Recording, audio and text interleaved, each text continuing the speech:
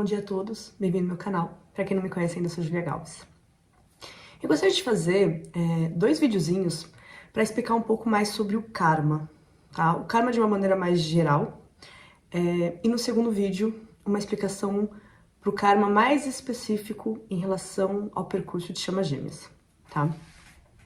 O karma, primeiramente, eu acho que eu não vejo nem um pouco dessa maneira, tá? Eu não acho que o karma seja uma punição, seja enfim, algo ruim ou algo bom, até porque o bom e o ruim depende muito da visão da pessoa, de onde ela está vendo. Muitas vezes o karma, a gente tem nossos karmas pessoais, mas a gente muitas vezes divide o karma com alguém, então também vai depender muito do ponto de vista e do lugar de cada pessoa dentro desse karma, tá? Então eu gosto mais de ver o karma como um equilíbrio, algo que precisa ser reequilibrado, tá? Vamos imaginar, já que eu gosto de trazer a questão da escola, é como se você tivesse a recuperação, é uma prova de recuperação, você não passou naquela matéria, e você tem a oportunidade de fazer essa recuperação para poder tentar novamente, tá? Eu gosto muito de visualizar o karma como algo circular, tá? Por quê? O karma, ele se repete até a gente conseguir sair dele. Então, ele é um círculo vicioso, tá?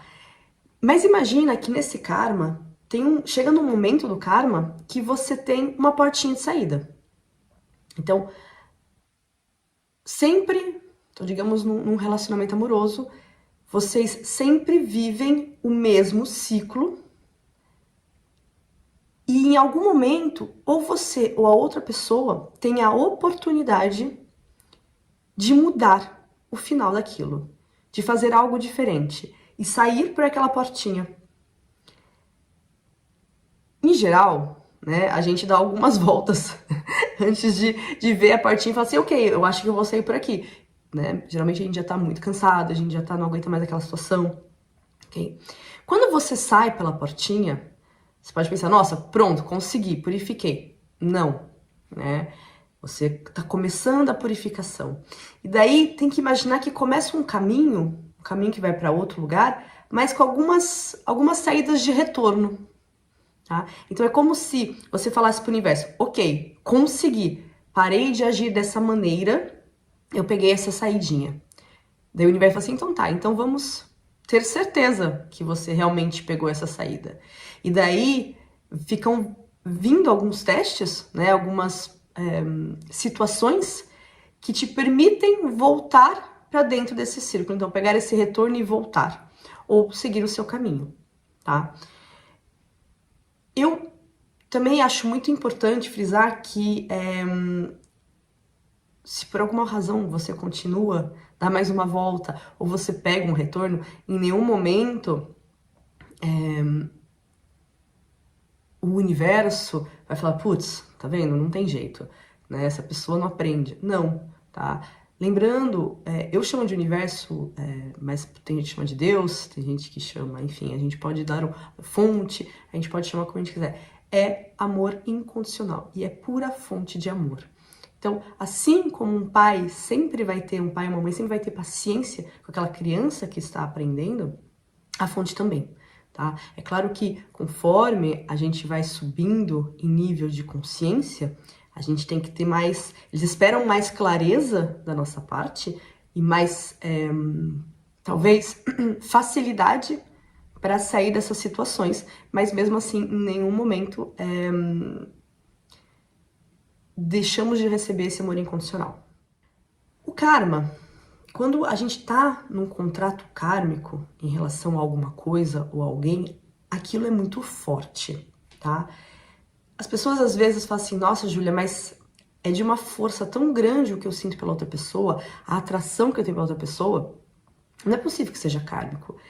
Mas karma, quando a gente decide encarnar e a gente escolhe o nosso plano encarnatório, a gente decide vir purificar esses karmas. Então, tem que ser forte, tem que ter uma coisa que nos atrai naquilo para que a gente vá para aquele lugar, para que a gente tenha o desejo de resolver aquilo. Então, é muito forte. Eu brinco que o karma é uma colinha, né, que une duas pessoas até elas resolverem aquele e purificarem aquele karma, tá? Nós temos diversos karmas, a gente tem os nossos karmas pessoais, então que vão vir de outras vidas, né?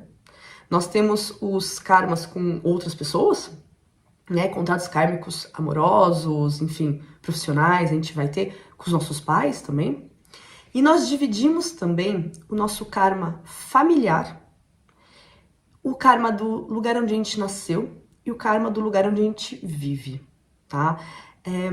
É como se nesses karmas coletivos a gente se unisse para juntos purificar aquele karma, tá? Eu vou explicar o karma familiar porque eu acho que ele é mais fácil de visualizar. Então, por exemplo, se você tem vários irmãos e irmãs, você e seus irmãos vão dividir aquele karma familiar. Só que vocês não vão vivenciar aquele karma familiar da mesma maneira. Porque lembra, um karma pode ser vivenciado de diversas maneiras. Eu vou dar meu exemplo para ficar mais simples, tá? Um karma familiar que eu divido com meus irmãos é o do pertencimento a um lugar. Isso, meu pai e minha mãe carregavam os dois esse karma. Isso é uma coisa muito interessante de perceber, porque os casais, muitas vezes, né, casais que vão ter filhos, muitas vezes eles carregam karmas das suas famílias que são karmas muito parecidos. Também vivenciados de maneira diferente, mas muito parecidos, tá? E vão dar esse karma para os seus filhos. Então, por exemplo, como eu vivenciava esse karma? Eu sou a caçula, né? Então, eu sempre tive a necessidade, hoje isso passou, mas durante muitos anos eu vivia sempre 4 anos no Brasil, 4 anos na França. Quando começava a dar 3 anos e meio, eu começava a precisar voltar para o Brasil. Tava no Brasil, dava 3 anos e meio, eu precisava voltar para a França. Era uma necessidade, eu não conseguia ter que escolher, tá? Eu tinha que vivenciar nesses dois lugares. Já o meu irmão, ele sempre quis morar na França, ele estudou para isso e ele, ao se casar, ele casou com uma mulher que tem uma profissão que tem que ser no Brasil. Então, ele meio que bloqueou essa possibilidade, esse desejo de morar aqui na França, tá? Então, ele vive o karma dessa maneira, nessa frustração de uma certa maneira, não conseguir estar no lugar que ele quer. Então, ele vai ter que purificar dessa maneira. E a minha irmã mais velha, ela, quando ela tá na França, ela passa o tempo dela desejando estar no Brasil. E quando ela está no Brasil, ela passa o tempo dela desejando estar na França. Vocês percebem que nós três dividimos esse mesmo karma, mas de maneiras muito diferentes. E vivenciamos de maneiras muito diferentes, justamente para que cada um possa purificar isso e juntos a gente purifique para a família, tá?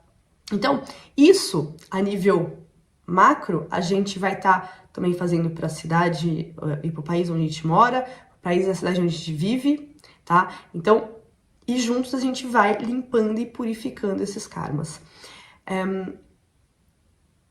Eu vou, no próximo vídeo, explicar como isso acontece no percurso de chama gêmea, porque o karma é um fractal de uma vida, né? É como se fosse, em tal encarnação, eu vivenciei isso de uma maneira muito difícil, muito pesada, tá? Nessa encarnação, eu vou passar por um pedacinho daquilo que foi muito difícil, mas de uma maneira mais leve, conseguindo ultrapassar isso, conseguindo equilibrar isso, tá? Outra coisa, só para finalizar esse vídeo, em relação aos vínculos de alma que têm contratos kármicos. Os meus guias me passaram 2 tipos de contratos kármicos. O contrato kármico que separa 2 pessoas e o contrato kármico que une 2 pessoas, tá? Quando aquele contrato kármico ele une, então ele é ainda mais colinha, né? Porque aquelas 2 pessoas elas precisam colocar algo na matéria ou aprender algo com aquela parceria, tá? Porque nem sempre é só amoroso, tá? Com aquela parceria. Enquanto eles não equilibraram isso, enquanto eles não conseguiram fazer o que tinha que ser feito para purificar, essa cola se permanece. Quando eles purificam, é como se soltasse, tá? E aqui eles podem escolher, né, continuar o seu processo juntos ou não. Aqui, geralmente, o que eu percebo é, quando só tem um contrato kármico e ele é purificado, cada um segue seu caminho.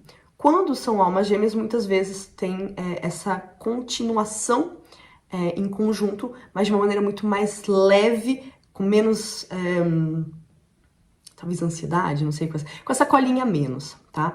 E quando o karma, ele separa, então tem essa atração dessa colinha, mas é como se no meio dessas duas pessoas tivesse uma bolinha de espinho que repelisse, tá? O que acontece? Algumas vezes as pessoas têm que separadamente conseguir trabalhar o que tá aqui no meio para poder aí sim vivenciar alguma coisa juntos, ou às vezes justamente o que tá impedindo é alguma coisa, é algum medo, e que o ficar juntos, o fazer algo juntos, o trabalhar juntos é o que vai purificar o que tá impedindo essas duas pessoas de se unir, tá? Então, cada caso é um caso, mas eu acho interessante essa diferença, porque eu acho importante a gente ver o karma não mais como o nosso vilão, pelo contrário, porque a gente tem diversos contratos kármicos com diversas pessoas diferentes, mas sim como processos no nosso caminho, no nosso percurso de vida, que vão sempre nos levar para um lugar melhor, para um lugar maior, um lugar de mais liberação, tá bom? Pessoal, por hoje é só. Um grande beijo e até a próxima.